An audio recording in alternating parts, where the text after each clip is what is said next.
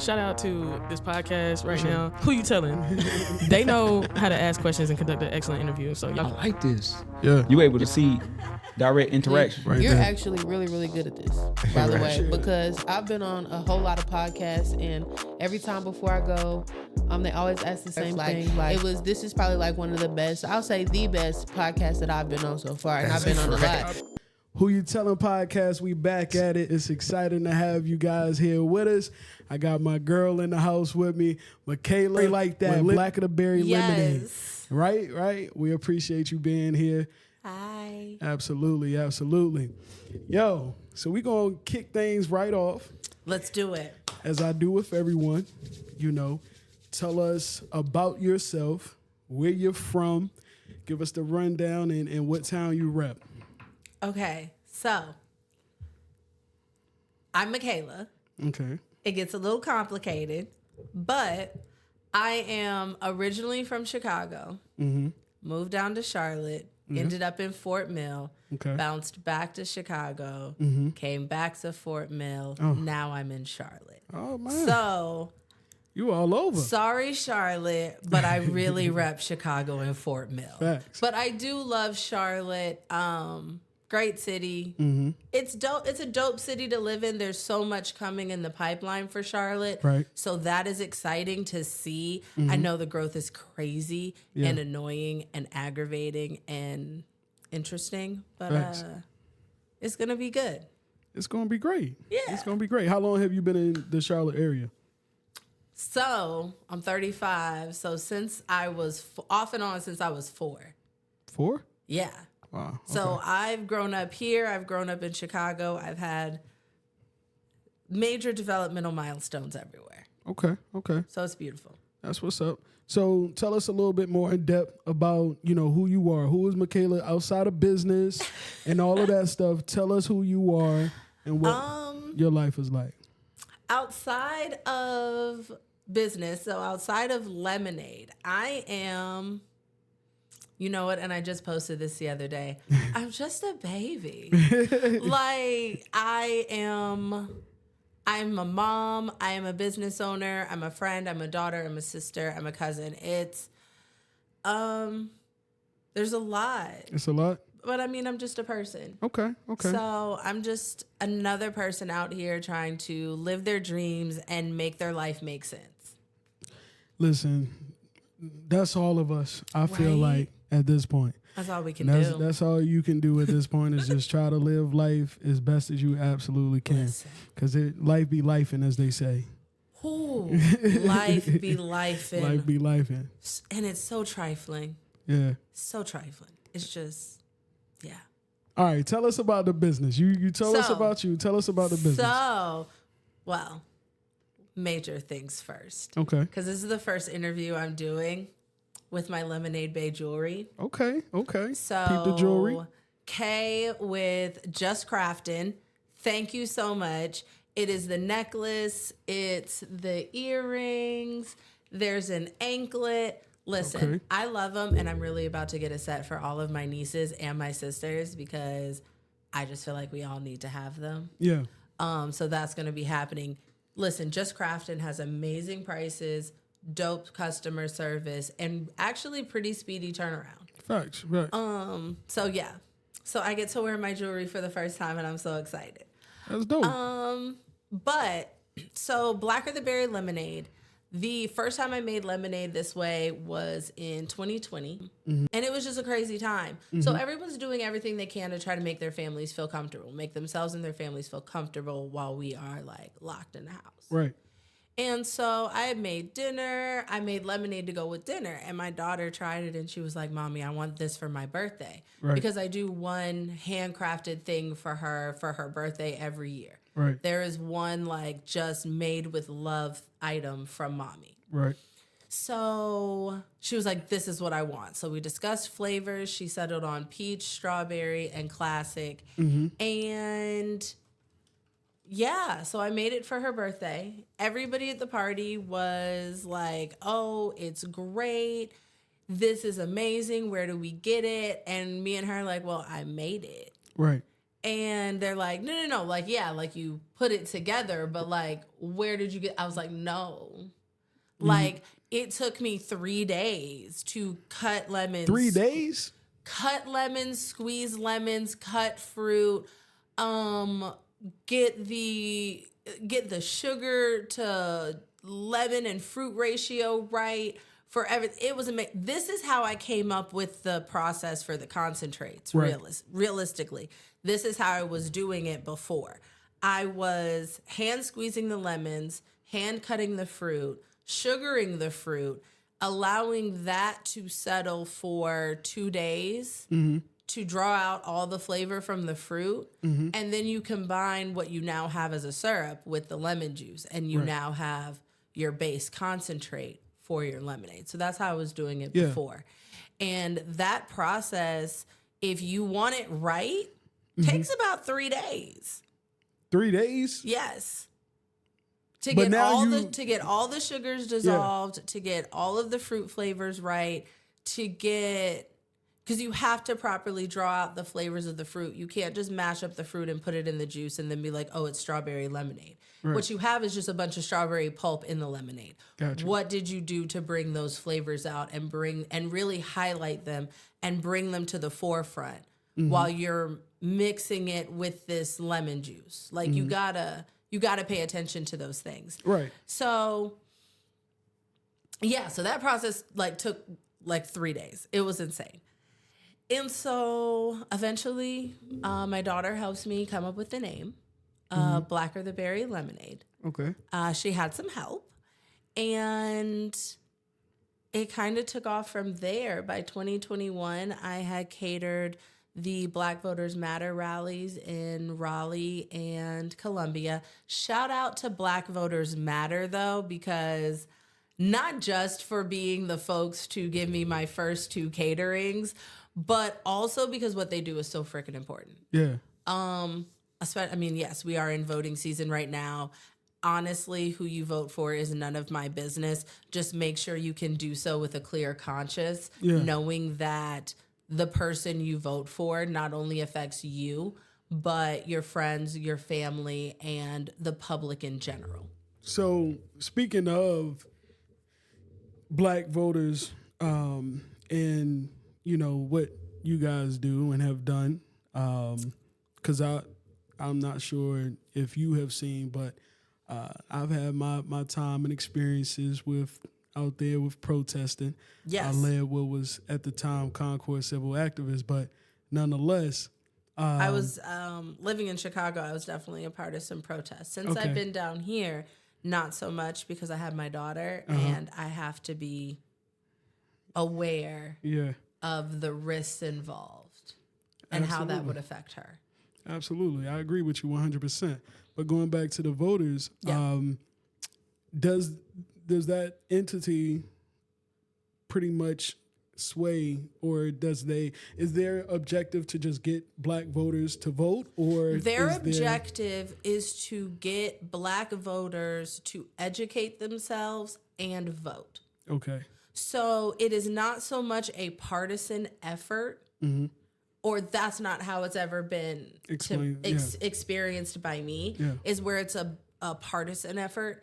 They just really need Black voters to understand the power in our vote, what the government is doing to squash our vote, and the proper steps to take to make that harder for them to do. Okay. What are your rights? Because some states have different rights. In some states, felons can vote. In some, they cannot. Sometimes it depends on the felony. Sometimes you know what I mean? There's so many variables. Yeah. And getting people educated so that they know, if they can vote, where they should be voting, and then getting them to understand the issues and the politicians involved so that they can make educated decisions. Because it's not just, and they don't just talk about presidential elections. They talk about state, county, municipal, even down to your local judges. Right. So, yeah.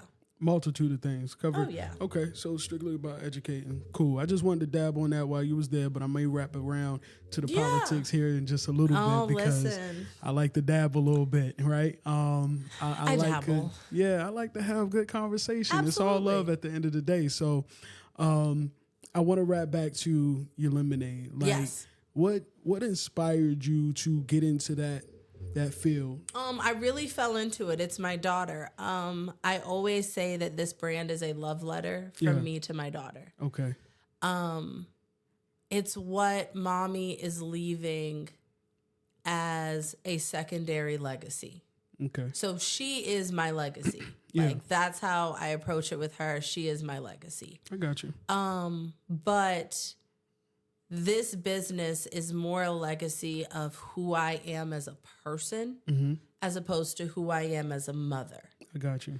And it ended up meaning the world to me once I started doing it. Like figuring out flavors, how fruits blend together, how the colors change when you blend things together, how the colors of the sweeteners affect the overall color of the product. What does it look like as a concentrate?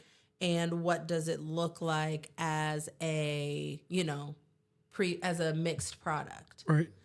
We even get down to proper liquor pairings for each flavor. What is it best for? We get down to, as it goes for certain events, there are certain flavors that I would bring out. It depends on color schemes. It depends on themes, stuff like that. Okay. But yeah, so it went from being my love letter to my daughter to almost a love letter to the Black community. Because there's something about creating a product with love. Right. Where a lot of times, and I say this so often, that it's not about the money for me. I mean, yeah, do I want to make money? Absolutely. Who doesn't? Like, you'd be stupid to say you don't want to make money. Right. Of course I do. But I want to obviously make money doing something I love doing. And that's what makes the product better. That's what makes the experience better. That's what makes the journey better for me. Right. So, yeah. Okay. Well, I appreciate you answering that question. I'm always thrilled to know what inspires people to do what they do, get into what they've gone into. How long has it been now since you've been on your journey with the Making Lemonade? So, a total of 4 years. And we officially did our paperwork with the state this year in 2024. And that was actually in February. Okay. And so it's pretty much been up since then.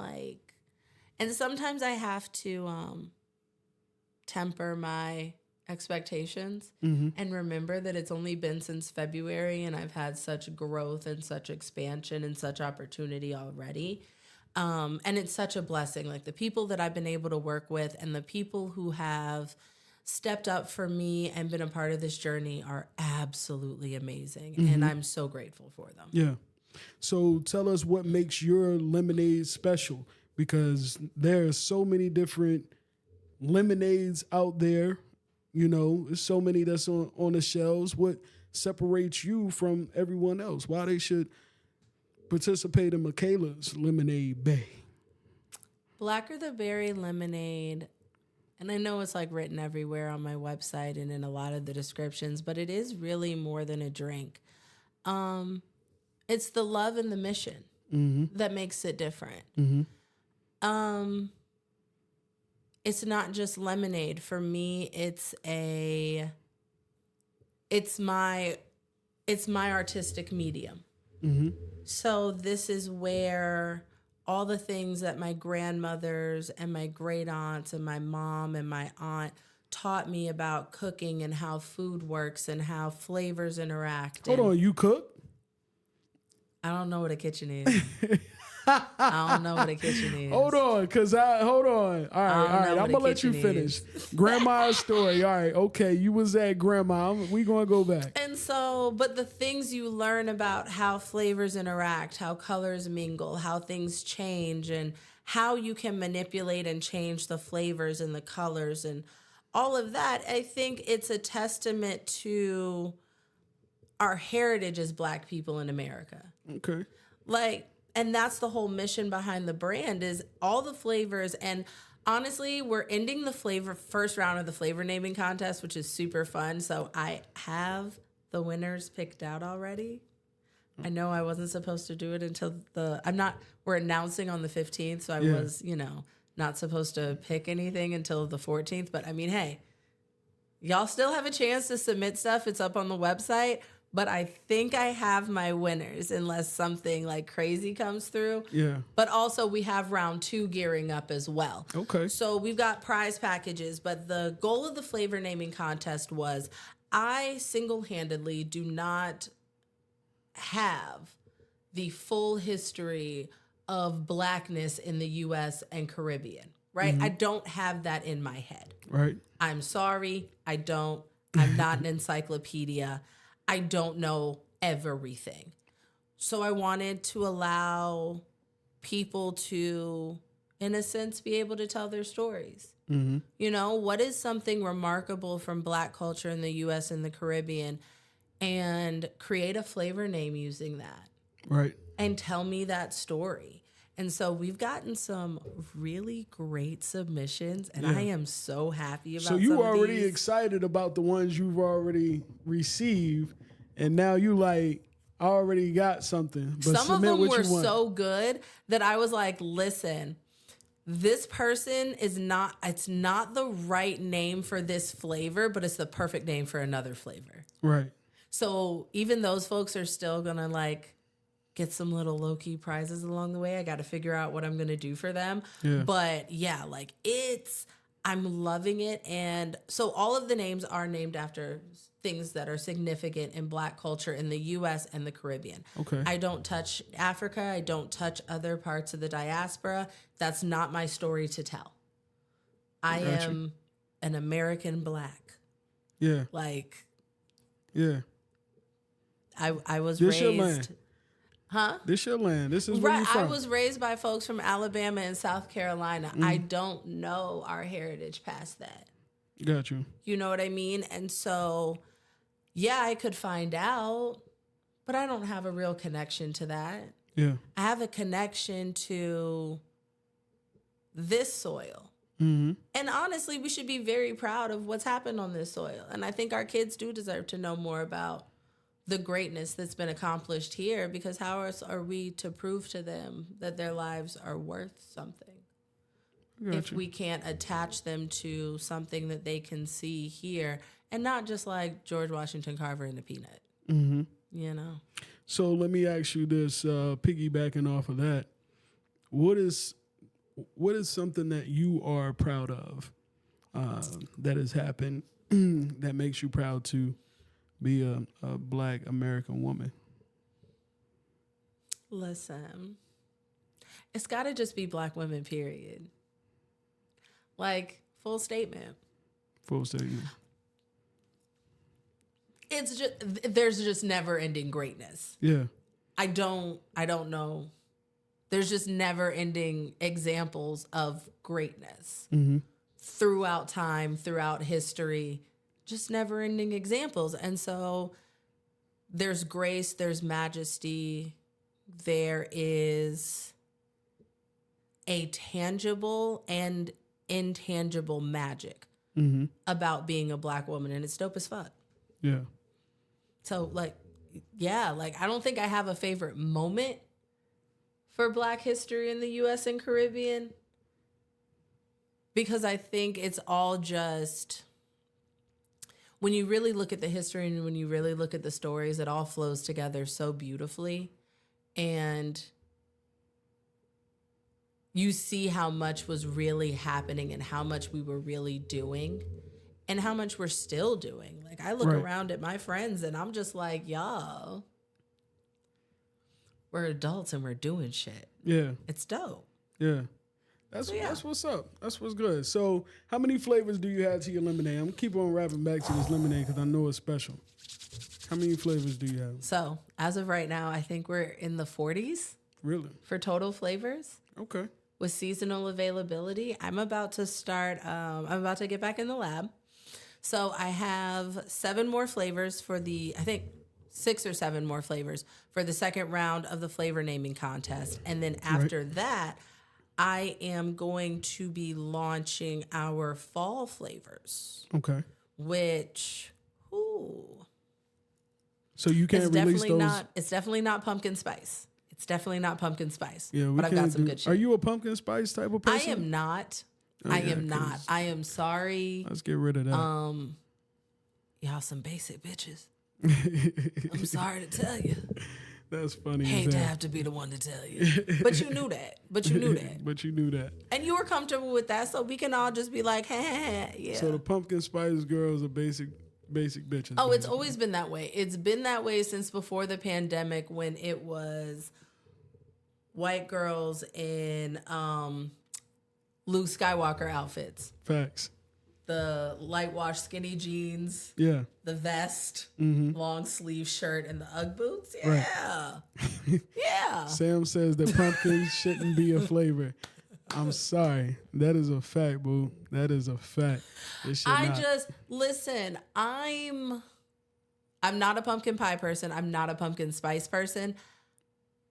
I feel like I like pumpkin seeds. Mm-hmm. I like, they do them like sunflower seeds, like pumpkin seeds. Right.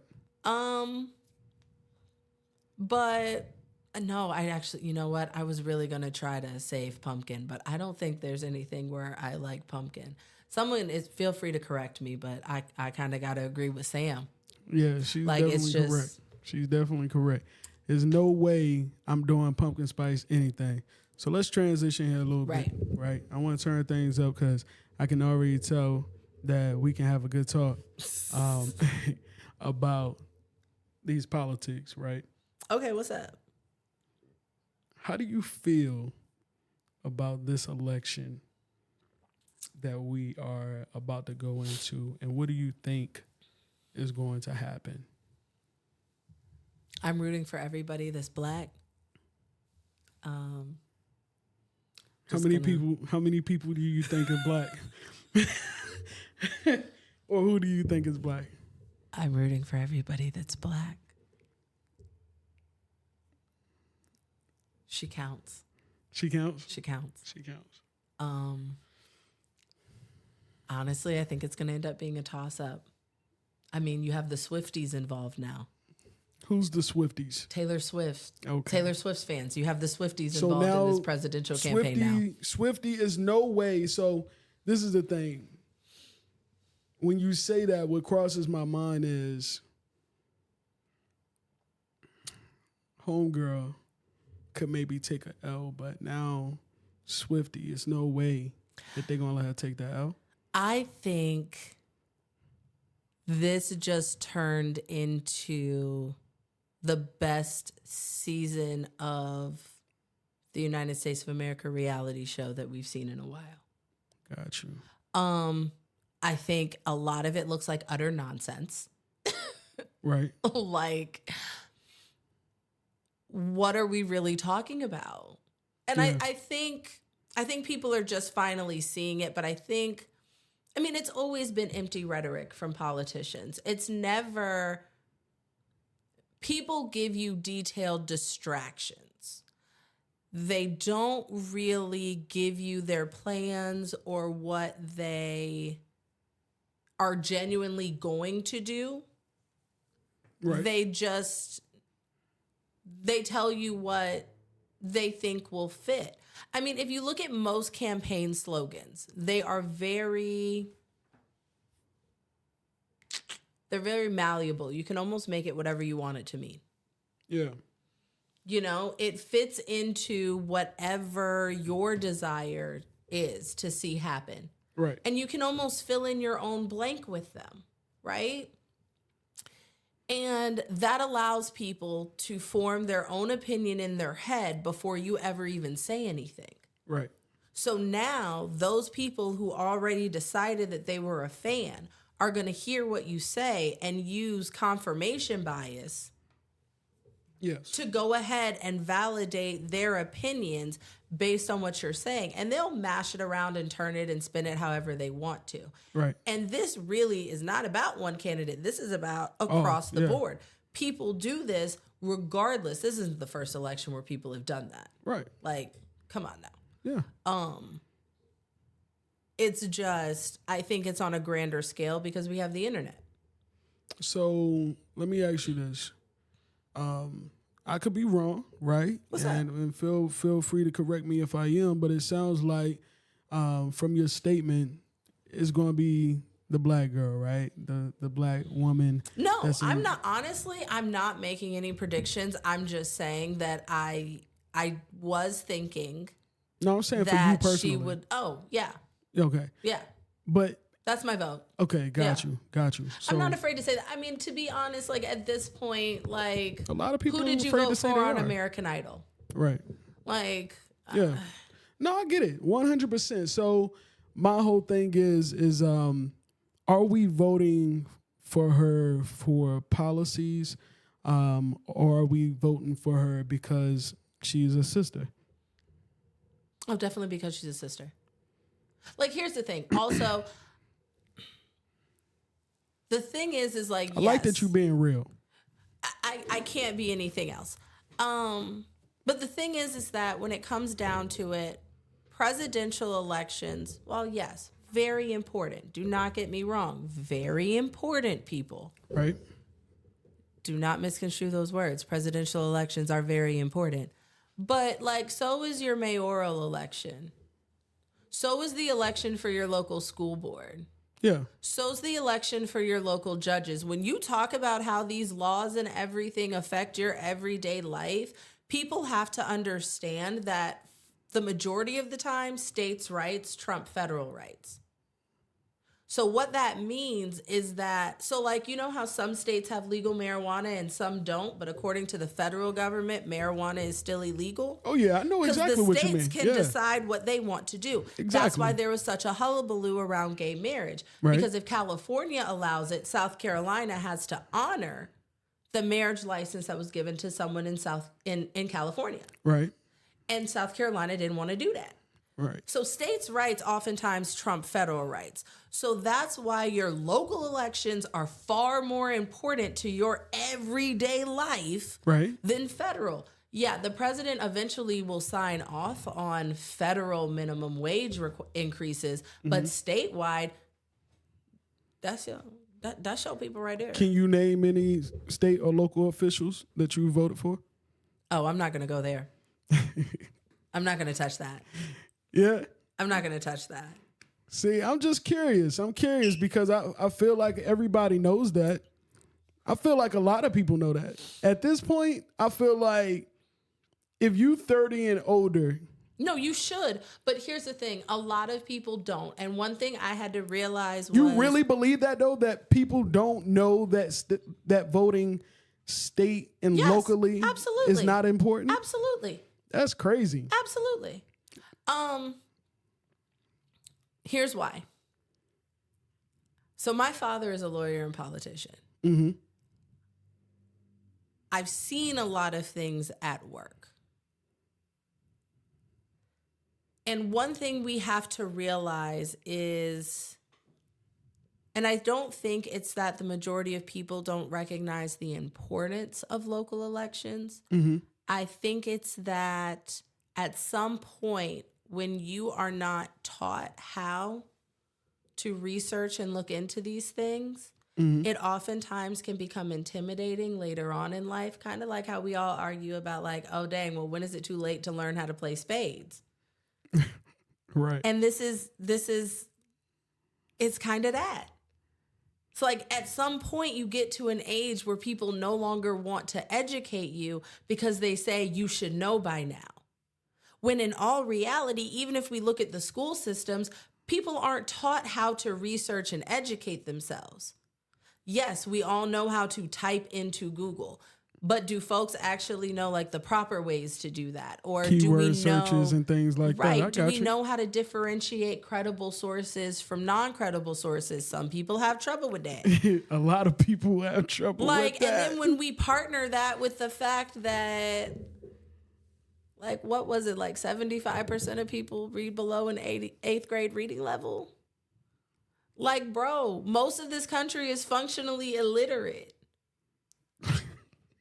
Like, Hey, they you know what? can only read enough for their everyday life. Like when Fantasia said she couldn't read, that girl wasn't saying she couldn't read. She meant she can't read contracts. Guess what? Most people can't. That's why you're supposed to get a lawyer. How you know she ain't mean like literally like Because if you read the article, it said that in the article, but people read the headline. Oh, that she can't read. And they just ran with it. Yep. See, I heard it, but I never seen like an article or anything. No, it supporting, was about her not being able to read contracts. Got you. Like she didn't understand the legalese in the contracts. Yeah. I guess because that's why people hire lawyers. I agree with you. I actually agree that, majority of the population could be illiterate. I definitely can agree with that. But that just goes back for me to what the issue is at hand is like, look at our school systems. I mean, you literally can, at the drop of a dime, search these schools, see how the kids are scoring. Let's talk about it. So I often say this about life in general, that a lot of these big corporations have poor people mad at poor people for being poor, right? Mm-hmm. So right now we have a war between teachers and parents when really both sides are being screwed. For sure. And our kids are the ones who are ultimately paying the price. Teachers and parents have the same interests, right? Educating the kids. And making sure that they are, the vast majority of teachers, really, here's the thing. Teachers don't make enough for people to teach because they hate children. I agree with that.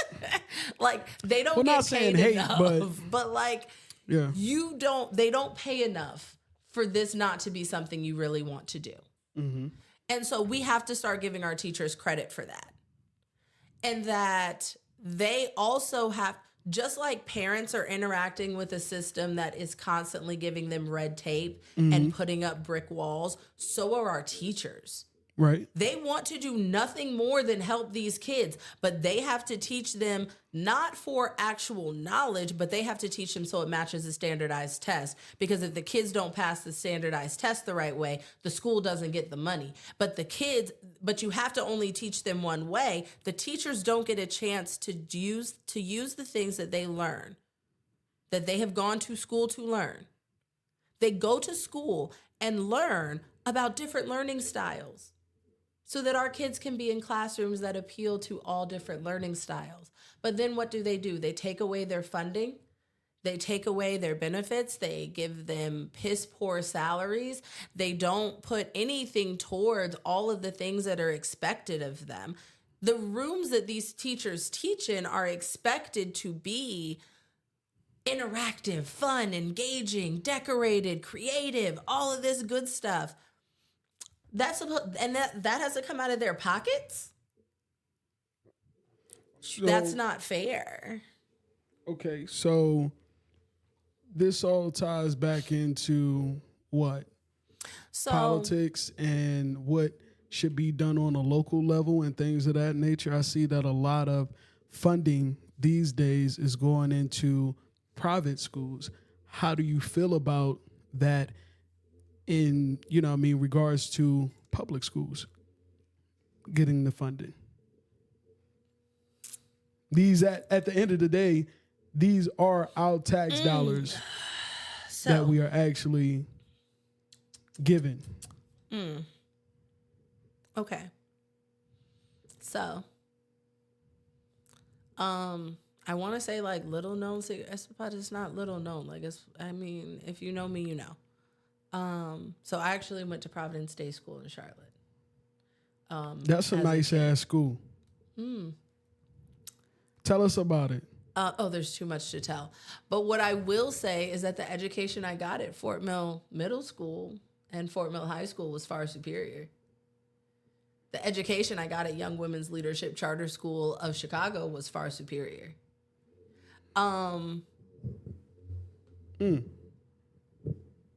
If you look at the history of private schools in the South, you will see a common theme of when a lot of them originated. You about to take me to another subject, but go ahead. A lot of them are known as white flight schools. So what does that mean? So when desegregation happened and there were black kids in public schools, a lot of folks said, we don't want our kids being in school with black kids. Okay. You know, that's, you know, okay, guys, that's how you felt. Awesome.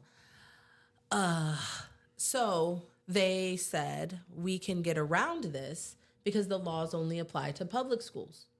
So they created private schools where they can control enrollment. So there were no black kids at these schools. Okay. They were white and preferred minority only.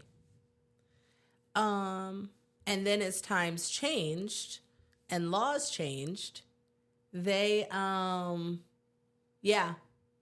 So yeah, absolutely, that did happen. Yeah, that's what that's what I just brought up. And so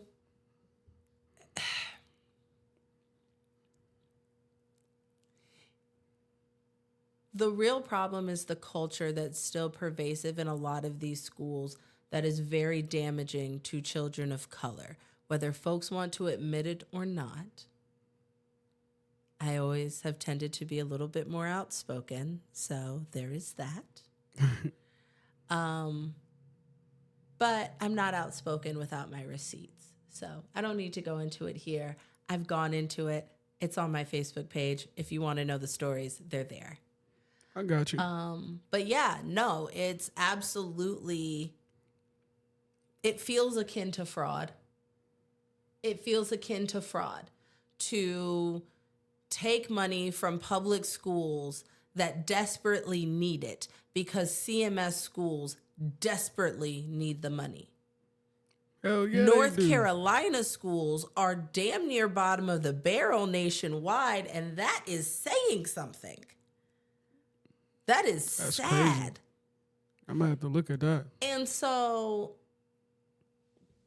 South Carolina's down there too. Sure. It's a great part of the Southeast, has the poorest education in the country. And what they're doing is taking away money from public schools, giving it to private schools, and that has not worked. And we saw it in cities like Chicago when they started shutting down public schools for being poor performing. Right. The bigger problem here is that when you take away public education and when you hinder public education, you're creating an ecosystem that will only encourage poverty and crime. Because what you're doing is telling people that they are not even important enough to receive the basic education that their taxes pay for. Right. And when you strip them of an education, you strip them of possibilities. You strip them of a sense of worth. Because that's really what it's intended to do. And so when you strip people of their worth, they're far more likely to commit serious crimes, because why would I see the value in somebody else if I don't have value? Right. And so it does tie back to the lemonade, though, because that is one thing that we are striving to do, is to make sure that we are imparting self-worth back into our kids. Without them having self-worth, our community really will continue to crumble, and we have to realize that that's where the biggest problem is. When we ask questions about why don't these kids value life? Who valued theirs? Okay. Why would they value the life of someone who looks like them if when they look in the mirror, they don't see anything of value? That's deep. Let me ask you this, because you kind of touched on it. You said we got to look at your page for it. I ain't like that, but it's all good. We'll look at your page. I mean, it was just a lot of instances. Yeah, I feel you. So let me ask you this. How do you feel? I've done some research as of late, and, nobody really paid my post any attention, which is fine, but we're going to talk about it. Listen, the algorithm is insane. No. Trust me. But at the same time, when you have the creator mode, we can still see the analytics on the back to see that. Okay, it's true. right? That is right. I Even went if ahead and made my page personal again because I was like, I am not a business. I have a personal life. I gotta see the analytics because without studying that type of stuff, I don't know when to post, and everything is trial and error. You know what I mean? So I do look at those things, but nonetheless, it's okay. People saw it. That's what I like to highlight. Yes. Even when they not reacting. You may not have reacted. You may not have commented. You may not have shared, but you saw that. Right. You saw that. Exactly. So we see all that. But nonetheless, I did some research, and it prompted, a discussion with me and my brother. And I'm like, wow, I'm blown away. Now, keep in mind, just backstory for me. Okay. Didn't go off to college. Did a couple semesters, collected a few checks from the local community college, right? You know what I mean? Ran off on the plug. But nonetheless, I'm learning here at 33 years old that there's a lot of historical black colleges that are named after white people. I'm gonna be so real. I've never paid much attention to it, but that is hilarious. Like I've got just to name a few, because I'm gonna continue to add on from my list that I did start. I started with 3 people because anyway. Okay. Johnson C. Smith, Morehouse, Shaw University. I know Spelman. Went to Shaw. Yeah, I was gonna say if Morehouse, then probably Spelman, because right? Spelman was named after the wife of the Rockefellers, one of the Rockefellers. So. And they were so trash. How? Sorry, guys. My logic. This is my theory, right? This is my theory. When I hear that, I'm pissed off. I'm angry because I looked up these people, and a lot of these people are like generals and commanders from the Civil War. Now, the Civil War is a battle that, we fought for quite some time, right? And thousands of black people, soldiers, lost their lives, okay? Lost their lives fighting these battles. And out of all the people that you could find to name, it's still a white person. And it is strategic to me, and it's alarming to me because it's like, damn, when you look back in history, eventually it's only going to look like, and what it looks like now is, it really doesn't matter because white people have always been on the good and the bad side of history. Like either side. And if you notice, I've noticed, it seems like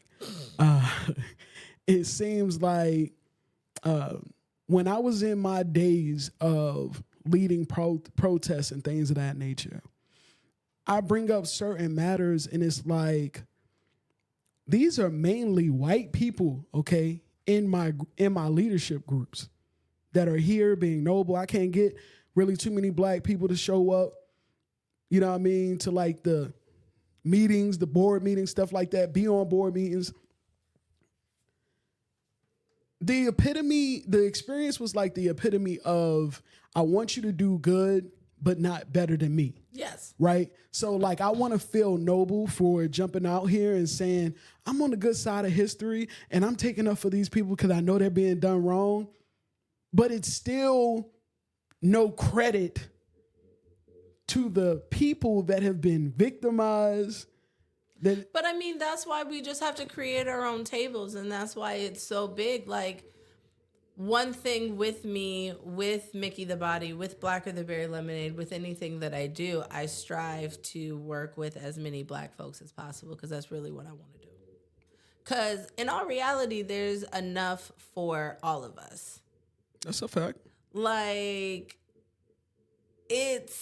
there really is more than enough for all of us. So there's room for all of us. There's enough for all of us to eat. There's no reason we shouldn't be working together. But they're proud. Like, I don't want to miss this point because I know you know where I'm going with this. I know. We, as a community of people, are very proud of these historical places and don't even know, a lot of people don't even know that these people are white. And it's just like, I think to a certain extent, and I'm going to try to reframe this for you. Because my life has play been... devil's advocate for me. It's not even devil's advocate, because I kind of believe in the concept of reframing things. So, yes, whoever they're named after did whatever they did, were part of whatever they were part of. But in all reality, we don't remember who they are. We don't remember what they were significant for. We don't remember what side of history they were on, because all that they've done has been eclipsed by everything that we are.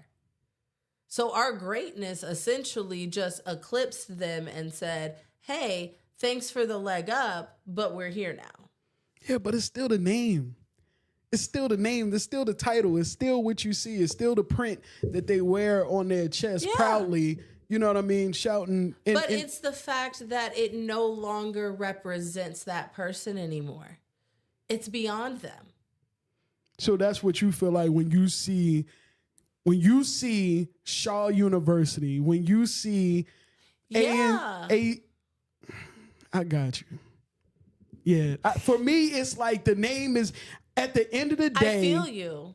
It's the name. So like for me today, this is what... I mean, but we could say the same thing about our last names. I mean, I let's don't know. be real. My last name is Player, man. That's his, yeah, they say your last name is what your folks used to do back in the day, I guess. Shoemaker, shit like that. Well, maybe for them folks, but for us, it was likely the name of whoever owned you. No, that's a fact. And so, but we still, right. But I mean, it's the same thing as your last name. You know what I mean? Like, you still wear this name every day, but it does not represent who it may have represented initially. It represents something new now and something different now.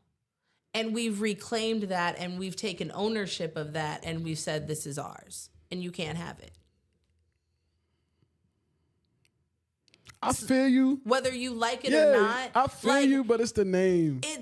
You could have been the most racist motherfucker ever, and now all your name will be associated with is Black excellence, and you are turning in your grave, burning like a rotisserie chicken on a Spitfire in hell. Have fun. Now, this is the thing. Like, I mean, these generals, they fought, you know what I mean, alongside and, you know, again, in the Civil War. But for me, it's just like you couldn't, it was a fucking Herbert in there.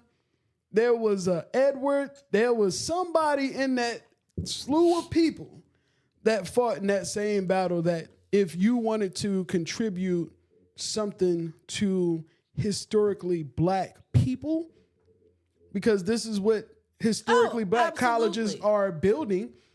I mean, here's the thing. Absolutely.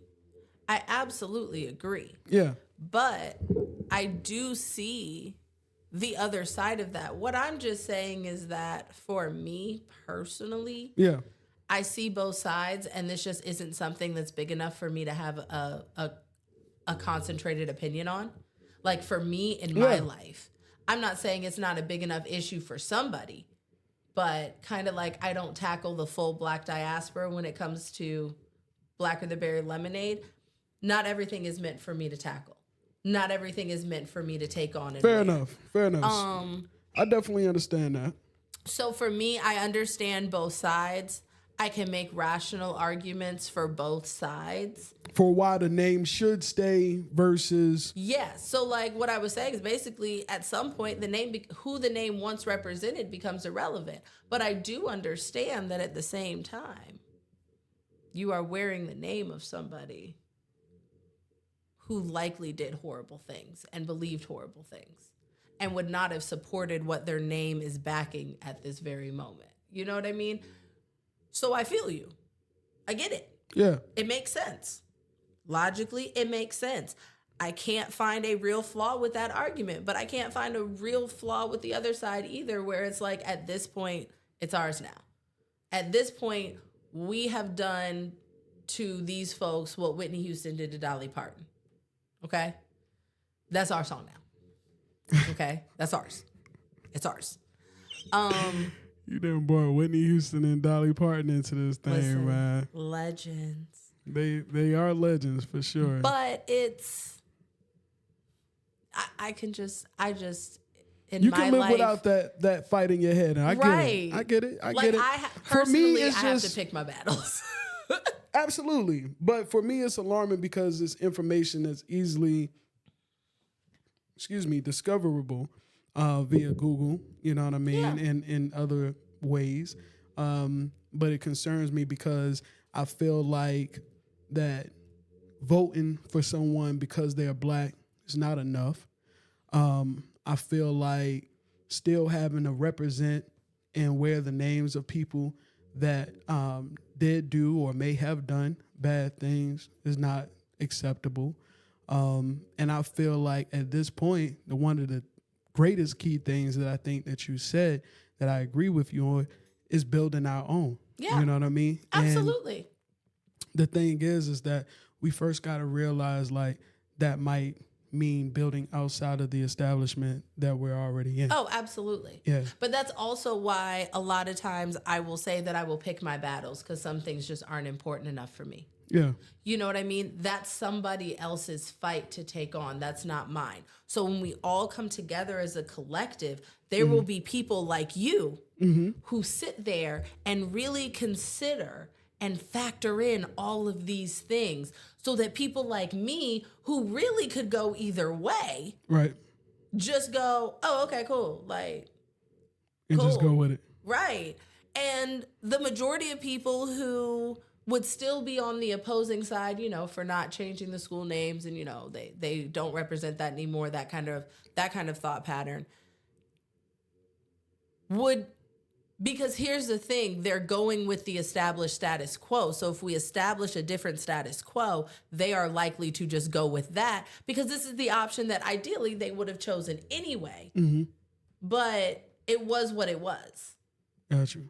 And so that's why we need so much diversity in the Black community and different ways of thinking and for people to focus on different things and tackle different topics because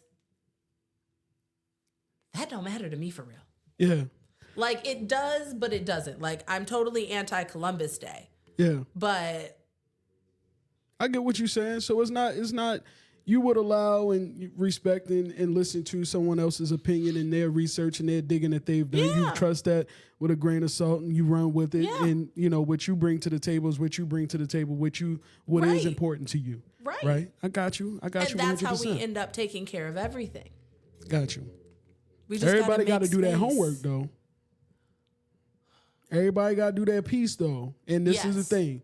In our community, do you feel like everybody is doing their piece, their part to bring together and have a collective mind? I'm going to say this as a disclaimer. It is not just the Black community. And honestly, I'm going to say my pet peeve is that people still say that. It is not just us. The thing is, it's kind of like what you just said. I really don't care about what other people doing. I'm talking about in our community. But what I want, honestly, it just brought to mind like one of those pet peeves of mine where people are like, oh, it's only the Black community is worried about such trivial things. No, it's not. No, First of all, no, it's not. Second of all, we have to have people to worry about the trivial things. Yeah. It takes all folks to make a community work.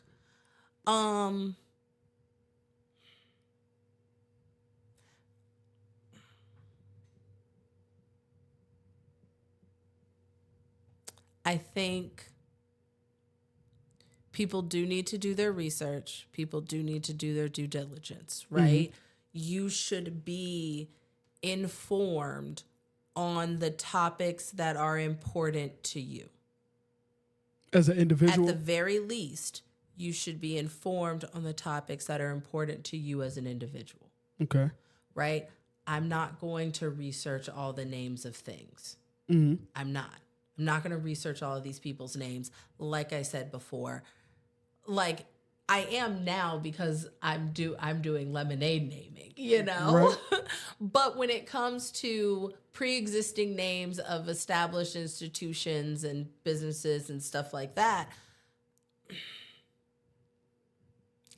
I just don't have the bandwidth for it. Yeah, so I'm going to let someone else, like, hey, if you brought up the topic, right? Mm-hmm. I'm going to end up at home Googling this now, right? Just to have some more cursory knowledge. And if there's a true opinion for me to form, then sure, I'll form it at that time. But also, it's just a nice little tidbit of knowledge to have. Yeah. So let me ask you this. With that thought, right? Because there's going to be some hell of a clips. I love the fact that he's going to see some hell of a clips. I love this. All this about lemonade. Yeah. So we a podcast at the end of the day. We got shit to discuss. So what's up? Over the lemonade. So that's, you know what I mean? You the juice. We already know you popping. Y'all make sure y'all check out her page and everything. This is the fun part. Right. So let me ask you this. With you saying that you're the type of person, all right, ain't your cup of tea, you don't really care, right? What do you say to our voters that have those type of mindsets? Again, educate yourself on the issues that are important to you. I mean, what if they feel as though voting is not important to them? That is a problem. Especially, like I said, when it comes to like local elections and stuff like that, those are the ones that really affect your everyday life. Voting for president, voting for national elections is very important as well, but voting for those local elections are super important, so you definitely should be doing that. The fact of the matter is that for me, go vote. Yeah. But you also need to educate yourself on the issues that are important to you so that you can identify your key issues in the candidates and say, okay, so education, crime, and minimum wage are my top 3, right? Mm-hmm. So I'm going to research those issues, figure out what my key beliefs are on those issues, and then figure out what candidate best embodies those top 3.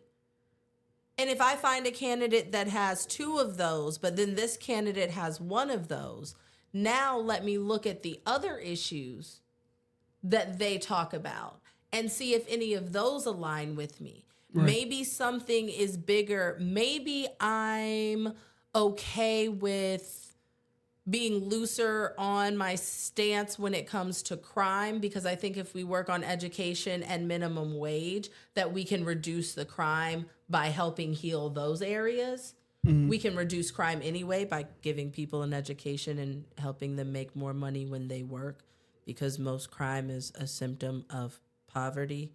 So, yeah. But either way. And so you might say, okay, cool. Well, this candidate has education and minimum wage. This candidate has crime.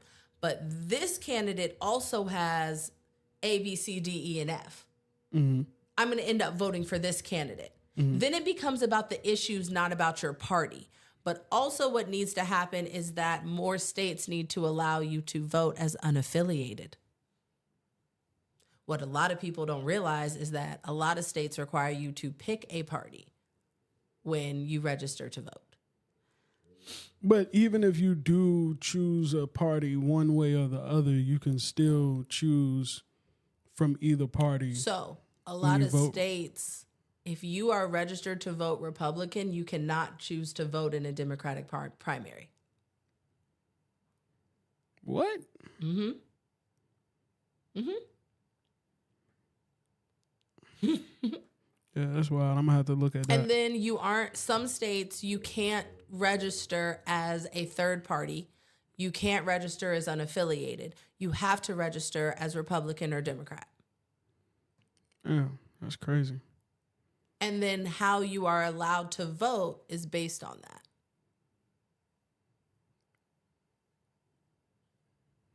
That's why we need organizations like Black Voters Matter, because they tackle these issues at a legislative level. Niggas don't even know it's a fucking issue. Right. And you want to know why? Because a lot of times people don't move. They don't move for real. Yeah, that's true. And so you never realize that you can vote differently in other states because you never have to vote in another state if folks are voting. Man, this shit, it's crazy, man. Yeah, it's semantics, man. Like, it really is, man. All this shit All is the problems semantics, feed man. into each other. But I think one of the biggest things is folks realizing what privilege looks like.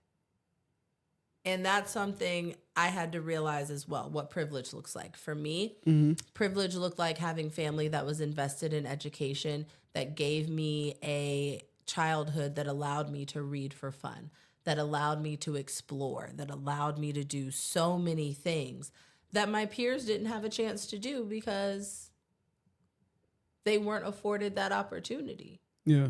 And so when we look at people and what they understand, what they don't understand, what they have access to, what they're capable of, all of that, well, what they're capable of and versus what they are able to do at this moment. Because those are two different things. Right. We have to recognize our own privilege before we speak on folks. We don't know what their situation was like. I had to learn that later in life, and it's unfortunate. But I was blessed, very, very blessed, with a mother and father, grandparents, aunts, uncles who worked very hard, and we did not struggle. And it afforded me the opportunity to read for pleasure, to just peruse the encyclopedia, to watch TV and be interested in things. My parents were able to put me in whatever after school programs I wanted. I could take trips. We could, hey, like my dad's living in Chicago. So if I wanted to get authentic Pakistani food and talk to people about their culture, we could hop in the car and drive on over. Right. Because my dad doesn't have a strict schedule because he works for himself. Mm-hmm. So there's a lot of ways that we are privileged that we have to start to recognize in order to heal a lot of the division in our community. We have to realize that not everyone had the same opportunities and not hold that against them and say, oh, well, at your big age, you should know. There are some things that you don't know if no one around you knew to teach you. Got you. So basically one's, circumstance and what they've been through, like, okay, you've been afforded to know, but other people have not been afforded to know. And they deserve some grace in that. Got you. And they deserve some grace in how we approach them with that, because a lot of times it comes back to that spades table. We make it tough for people to learn, but we also say you're too young to learn, now you're too old to learn, but no one can agree on when that middle ground of when you should learn to play spades is. Got you. And then you get to a point where now everyone's like, oh, at your big age, you should know how to play spades. And you're like, well, damn it. If somebody would teach me, then I would know.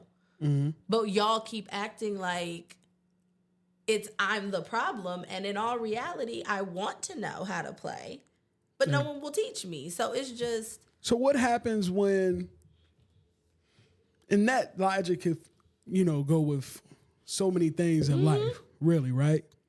What happens when you run into someone who is giving off, their energy is off-putting. They don't even want to learn. So why are you engaging? All right, so you say give up on that person, like walk away, no, stop? What I'm saying is, if there is something that was put on your heart to say to that person, say that and don't expect anything. I agree. Don't with that. expect them to be like, oh my gosh, you were right. Oh my Lord, now I know. Yeah. Because that's not going to happen. That's not going to happen. More than likely, that's not going to happen. Right. But what you were meant to do is drop those words with them and walk away from it, let it go. Because at some point, they're going to need those words. And they're going to remember them. Got you. And that will do whatever it needs to do in that moment. But folks want immediate reactions and immediate gratification. Yeah. For educating folks. Like, oh, well, I taught them this. Is it about educating them or is it about your ego? Because realistically, I just want folks to learn. So I will dispense information. Right. But if I feel like you're asking facetious questions and you're just being like, you're being antagonistic, I am going to walk away because there's no point to this. Yeah. I'm not giving up on you. I'm just recognizing that there's no point to this and that maybe someone else is better equipped to communicate this to you than I am. I like that. Not everyone is for everybody. And that's a fact. cool. That's a fact. You gotta learn to be good with that. Yeah. That you hit that milestone. I feel like at some point in life where you realize like, just be okay with it. Be okay with who people are, where they are. Be good with it. And I've seen it in these Facebook forums, and and really social media in general. Mm-hmm. But I've been in conversations where I come in and I see the comments and the replies and I see exactly where it went wrong. Yeah. And I can pinpoint exactly where the miscommunication happened. And then you go back and you're like, hey, wait a second, y'all. Wait. This is where we went wrong. And it's like, hey, baby girl A, this comes off really weird because we don't know you. So it could either be joking or it could be like, bitch, what the fuck? Yeah.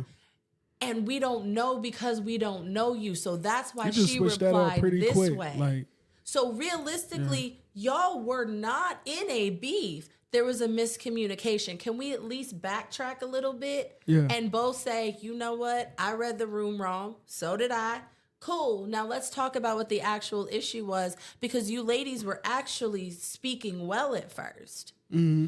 You know, or you see a situation where I'm trying to explain someone to something and I can't seem to figure out the right way to explain it to them. Right. Somebody else comes in, explains it a slightly different way, and the person gets it. Why does that hurt my ego? It shouldn't.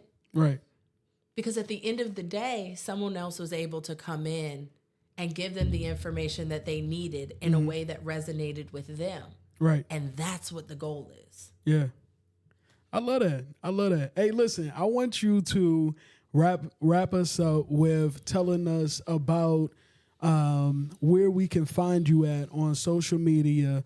Give us a recap for our people that's just joining in last minute here on your product, what you do about it.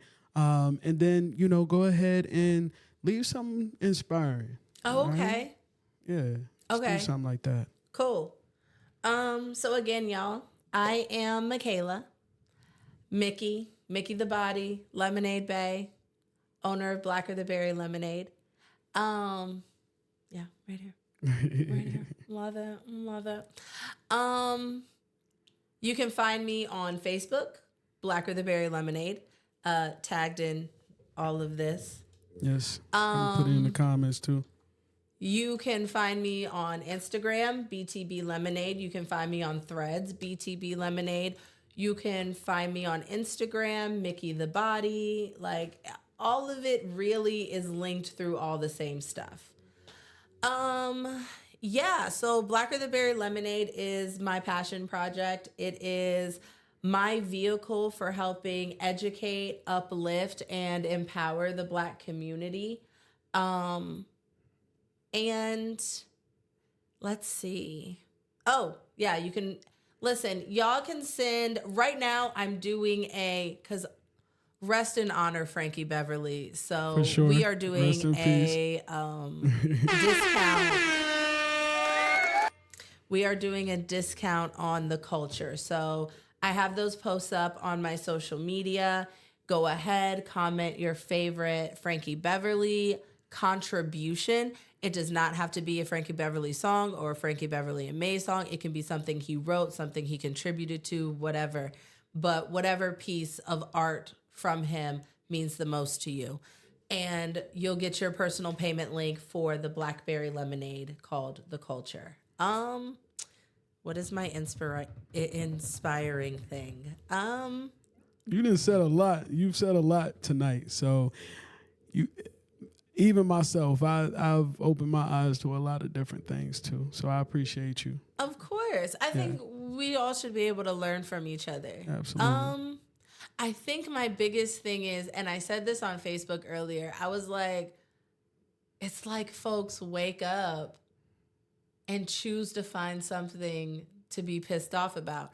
And I am so serious about this, and it may come off sarcastic, and I'm sorry, but it is what it is. Find joy, bruh. Find joy. Like, it's just, my God. Yeah. My God.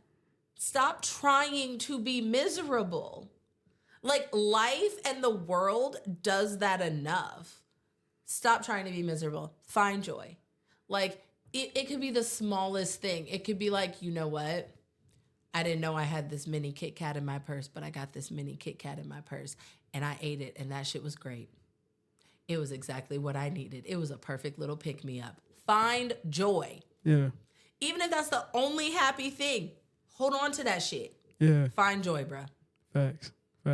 I appreciate that, man. I really want to tell you thank you so much for coming through again. Thank you. For sure, man. It's the Who You Tellin' podcast once again, man. I'm your host, E. I appreciate you guys for tuning in, and I appreciate you for being here, Michaela, for sure.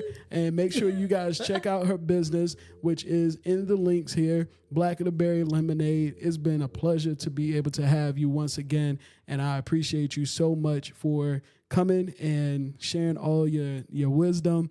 It's been super fun, and we got to do this again. Oh, definitely. It'll be super fun. I appreciate it.